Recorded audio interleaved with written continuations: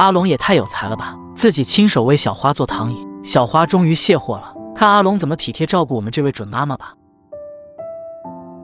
下午没事，阿龙就上山去砍竹子去了，准备制作躺椅的材料了。真是闲不住，自己家山上的竹子用都用不完，满山遍野想用哪个就用哪个。阿龙这么能干，对小花又这么好，你说这样的小伙去哪里找？锁定目标之后，就是上镰刀疯狂的输出了。一个躺椅的模样，早就在阿龙脑海里翻来覆去了。哪个竹子当做腿，哪个竹子当做靠背，一眼就可以找出合适的，脑子都不用过。这就是阿龙在越南生活6年的经验，你说他厉害吧？一把镰刀，脚踩红拖鞋，穿着6年前从国内带过去的衣服，瘦小的身材在这样的环境中生活，你敢想象吗？眼前看到的竹林全部都是阿龙的资产，钱虽然不多，但是综合实力在方圆5公里之内，别人根本就比不了，因为方圆5公里根本就没有别的人家。没用几分钟，一捆竹子就砍好了。阿龙的力气很大，几百斤的竹子，轻轻松松的就拉着往回走。如果是你碰到这么能干的小伙，你会不会嫁给他吗？害不害怕条件的艰苦？相信很多人都接受不了。门前的小儿子听到动静后，早早就站着等着阿龙了。这样的场景，或许只有我们小时候才有吧。小时候家里没有电视，没有电话，更是没有玩具，除了去地里干活，剩下时间就基本在家里和父母在一块。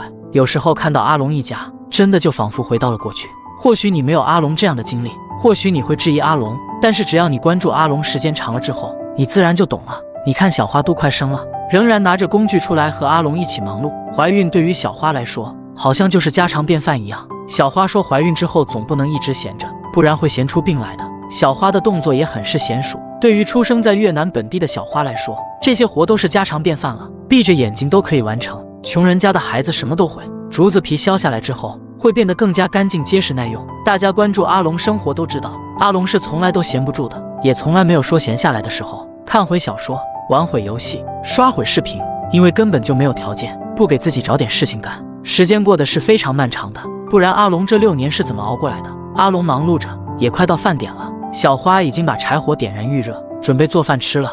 阿龙对于每个细节都掌握得很好，竹子交接的地方提前画好尺寸，一点一点开动，这样制作下来，那肯定一点误差都没有，一点都不需要返工。2个洞口整整齐齐的，好像有人在逼着他做得这么完美一样，但又好像没有，一切都是自己的良好习惯。孩子也帮不上什么忙，所以也只能在一旁很听话的待着，真是让人很省心。阿龙连手电钻都用上了，你说这算不算进步了？都用上自动化的装备了，他们一天一天在变好。躺椅的框架已经初具模样了，看着都小有成就了。制作躺椅最初阿龙哪里会弄，都是来到越南，阿龙给别人打工的时候学的。由于阿龙好学并且聪明，经阿龙的老乡介绍才认识的小花，现在的小花就是老乡老婆的妹妹。你说这是不是缘分？当然还是因为阿龙的帅气，再加上从国内带过去一部分钱的原因。别看阿龙一家现在过得不怎么样，但是这要比小花之前生活水平要好100倍了。小花又在杀鸭了，放到以前，小花家的生活条件别说有肉吃了，就连能吃饱饭就已经不错了。小花家的生活条件在越南来说，真的是属于最贫穷的底层，至少现在有肉吃，并且还有干净新衣服穿，所以嫁给阿龙是小花这辈子做的最正确的选择了。大大的鸭子再涂上调料，这也是越南最讲究最常见的吃法了。烤鸭子的火苗已经很高很高了，太方便了，随便树林捡点树枝就可以做好一顿饭，把鸭子放到架子上就不用管了，用不了一会，美味的食物就可以享用了。一间院子，一家3口，每天自由自在的生活着，这是一件多么美好而幸福的事情。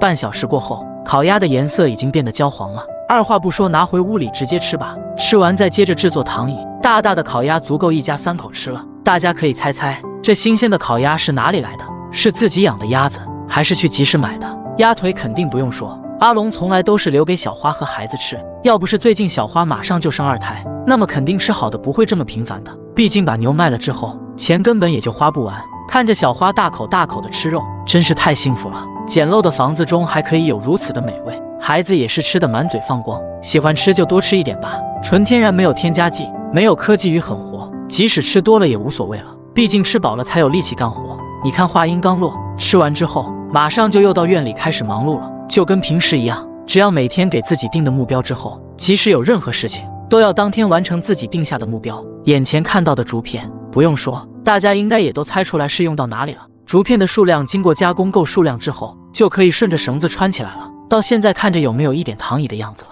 孩子也在一旁自己摸索着，毕竟家里就这么大，也没有孩子玩的地方，那就只能父母干什么，孩子就在边里跟着了。穿针引线阿龙的手，不得不说真的是巧得很，真的是没有阿龙不会干的事情了。一片片竹子组装到上面，距离完工已经近在咫尺了。看似很难的事情，对于阿龙来说，已经不知道干了多少个了。眼前看到的已经是成品了，仅仅用了几个小时就完成了。这种手法如果说没有10年8年的经验，那肯定是干不成的。阿龙在做上去的过程中，虽然有那么一点晃晃悠悠的，但是总体上还是不错的。毕竟这可以体现出来阿龙对小花的关心，对小花的照顾。一根根竹子在经过阿龙的手之后，变成了一个家用必不可少的家具，是不是很神奇？阿龙躺完，孩子躺，每个人都要上去感受下劳动成果。当然最主要的小花也少不了，上去感觉，毕竟是阿龙为小花量身定做的，躺上去感觉一下真是太完美了。要不是怕你们看到，小花肯定会上前狠狠地亲上阿龙几口。一家3口是不是很幸福？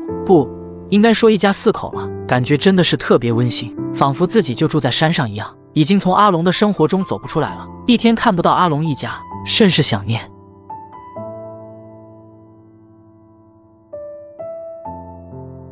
阿龙今天又闲不住了，准备自己动手制作生豆芽的竹筐。在山上生活有大把的时间，小花马上就要生了，所以基本已经不出远门干活了。小花领着孩子玩得多开心，山上一天到晚空气新鲜，非常的宁静，彼此呼吸的声音都可以听到，很是舒服。院里嘈杂，没有人情世故，这也是阿龙来越南的初因。阿龙在山上砍好竹子之后，正在加工竹子，加工好后编制一个竹筐，放上黄豆就可以制作新鲜豆芽吃了。来到越南之后，阿龙凭着自己的一双勤劳的手，可以说改变了一家的生活环境。一根根竹条在阿龙手里玩得很溜，只要和竹子有关系的你们随便说，不管制作什么，目前为止就没有阿龙不会的。万事开头难，从阿龙制作竹筐的底座就可以看出来，阿龙是很有耐心的。这种手艺，我想也只有家底老一辈人才会吧。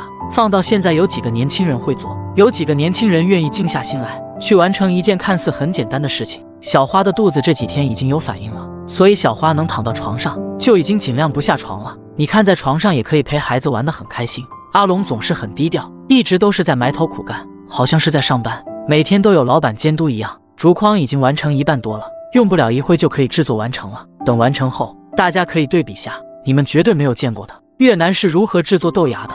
竹子在山上可以说是万能的，生活中处处离不开竹子。制作完成后，把提前在山上采摘的草一层一层的放到竹筐里面，放得疏松一点，为了就是空气可以很好的流通。然后把提前浸泡好之后的黄豆反复清洗几遍，控干水之后，就可以一层一层的放到竹筐里面了。撒豆子的时候要均匀而不密集，一遍豆子一遍草，分层摆放，避免过于密集，不利于生长。现在我们家家户户的生活水平提高了，现在已经根本没有人自己制作豆芽了，除非有大把的时间想体验过程。那阿龙在山上就不一样了，阿龙是没有办法的办法，要生活在大山深处，谁愿意自己动手？谁不想多休息会？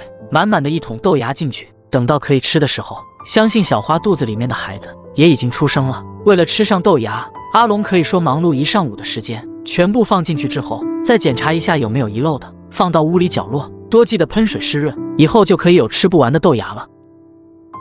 简易的小院，阿龙一家在这里生活着，目前是非常方便。但是等小花生完孩子之后，孩子再住在4面透风的房子里面，显然是很不合适。所以阿龙也提前联系了老乡，等小花生完孩子之后，暂时去他家里住。阿龙忙完之后，也不忘记看看自己种植的玉米生长的情况。如果去了别的地方住，一时半会就回不来了，距离也比较远。好在出芽率还可以，阿龙抠开一个看了看，还不错。这怎么看着有点拔苗助长的意思？全部靠着自己种植，供一家人吃。等到了收获季节，自己吃不完还可以拿去集市换钱。在山上能有自己的一块地，简直是太让人羡慕了。一间小屋，背靠大山，面朝大山，日复一日的生活。虽然和外界接触的比较少，但是通过视频让我们了解了阿龙一家在越南山上的生活，也仿佛自己生活在大山里一样。现在看到的就是越南附近这里最好的医院了，也是生孩子唯一可以来的医院。医院里面虽然简陋，一个屋里满满的全是床位，但是医生护士却特别好，特别有耐心。生之前，医生告诉小花可以稍微的活动活动，因为马上生了。小花一共就来医院检查过1次，所以阿龙时不时扶着小花在楼道里面走了一圈。因为当天进来医生简单安排了检查，约定好了一个时间，到时间之后小花就可以进产房了。医院里面的人很少，进去完全都不用排队，当天生完之后就可以回家。小花进产房之后，阿龙一直在门外面等着，好在一切都很顺利，生完之后各项指标都很正常，孩子也很漂亮，6斤6两，网友也不用为阿龙小花担心了，孩子也穿上了小花提前给他准备的漂亮衣服。阿龙终于是2个孩子的爸爸了，可以说是非常完美了。1个小时以后，小花也醒了，精神状态也是非常的不错。医生安排了输液，输完液一切正常之后，阿龙小花就可以准备回家了。小花说，因为已经来这个医院生过一次了，所以生孩子对于小花来说一点都不会害怕，感觉是特别简单的一件事情，一点压力负担都没有。这里的护士不急不躁地给小花输着液，态度是非常的好。这次生孩子一共也花不了几百元，医疗水平也是相当高，所以也不用去县城的大医院，大病小病基本都可以。所以阿龙虽然生活在大山上，但也从来没有为看病烦恼。小花输完液之后，孩子也醒了，双眼好像在努力地观察着这个世界。阿龙也是相当的开心，恨不得告诉亲戚朋友，但又有谁知道阿龙的朋友家人在哪里，也只能在心里默默地高兴了。以后又多了一个孩子，阿龙以后肯定要更加的努力挣钱了，不仅要照顾2个孩子，并且还有可爱的媳妇小花。由于屋里人比较多，小花想上厕所方便了，刚生完就准备下床去卫生间，一旁的阿龙也是赶忙扶着小花，很是小心翼翼的。医院走廊里面没有其他病人，没有嘈杂的喧闹声，如果不仔细看还以为去了公园，不是在医院一样。小花的身体条件也是好得很，在生之前还骑着摩托车去集市卖菜，现在生完孩子没有几个小时就直接下床了，一点都不矫情，非常的佩服小花，太伟大了。方便完之后，阿龙把小花搀扶到床上继续休息了，毕竟生孩子也不是一件小事情，要说不难受那肯定是不可能的。从小花的动作就可以看得出来，活动得非常吃力，就连同屋的其他人都很佩服小花，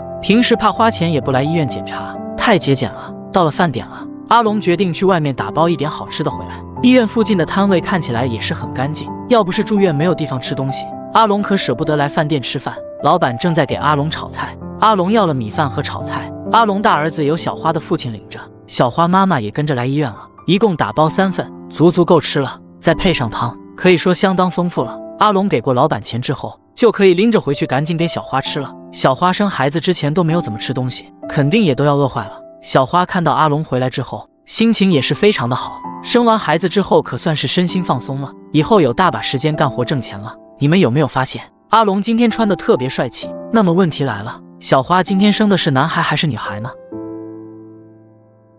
老婆小花在医院生完孩子后吃的第一顿饭，虽然是在路边摊打包的米饭，2口子吃的却很开心。尤其小花是最辛苦的，怀胎10月，每天都在努力干活，从来不会歇着，可以趁生孩子休息一段时间了。现在的2个人莫过于是最幸福的时光了吧。阿龙来到越南6年，从结婚到现在是2个孩子的爸爸，可以说是非常幸运，非常成功了。吃完饭收拾垃圾洗刷餐具了，不过阿龙这波操作稍微有点不卫生，不讲究了，直接在洗手的盆子里洗，看得我稍微有点想法。刚生完孩子一定要注意卫生的吧。转眼到了晚上，在医院休息一晚上，观察没有问题，天亮就可以回家了。窗外望出去到处都是山，空气很好，医院从外面看也是很大的。到了第2天早上，大人孩子一切正常，可以收拾东西回家了。同屋住的其他人也都是很热情，短暂相处之后仿佛都已经很熟悉了。收拾完之后就可以骑上摩托车回家了，没有汽车，所以只能骑车时候把孩子裹得严实一点，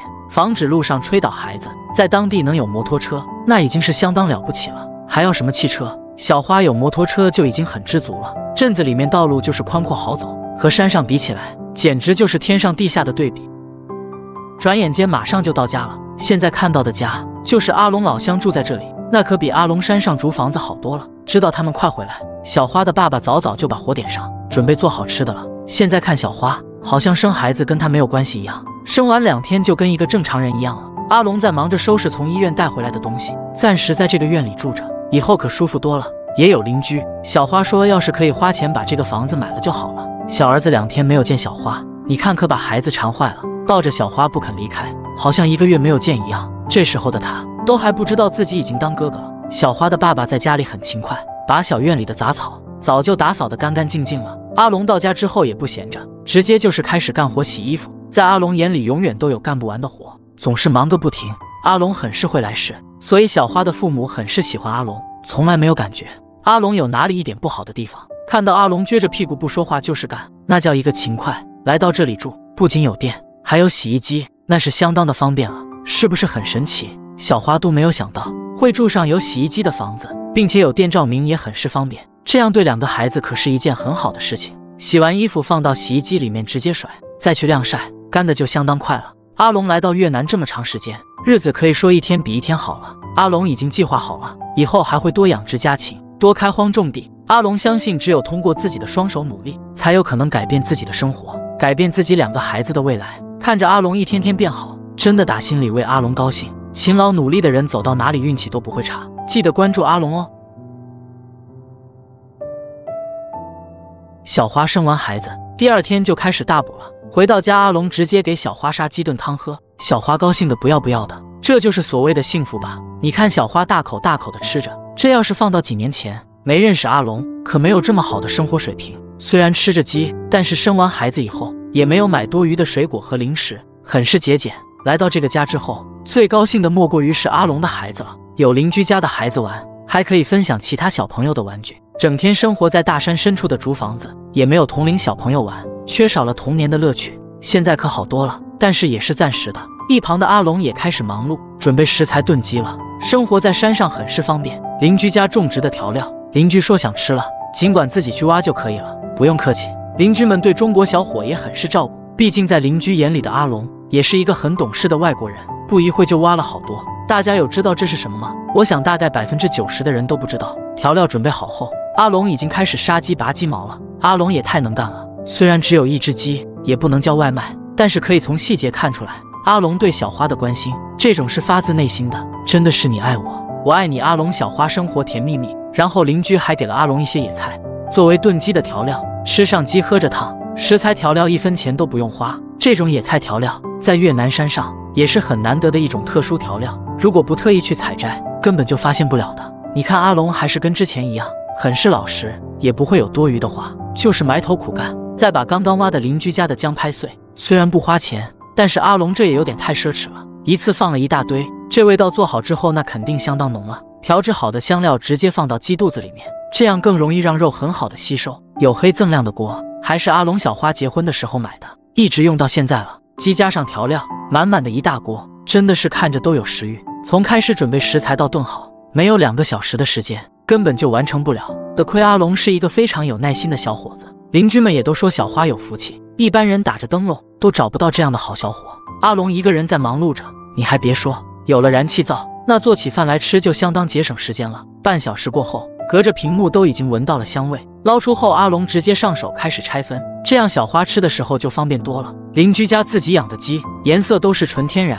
黄黄的，真的是看着都有营养。再来上一碗汤，放上鸡腿，这样的待遇简直是太完美了。小花吃了以后大补，连以后孩子的奶粉钱都省了。小花闻着香味，迈着小碎步也过来了。孩子看样子已经睡了，很是听话。回到家之后也没有大声的哭喊过，很是让人省心。这才刚刚是小花生完孩子第3天，小花自己都可以抱着孩子随意走动了，你说厉害不厉害？穷人家的孩子从来没有那么多的讲究。阿龙做好饭之后，就在一旁看着小花吃了一顿简单的饭，可以看出来一家人幸福的生活。你喜欢阿龙一家吗？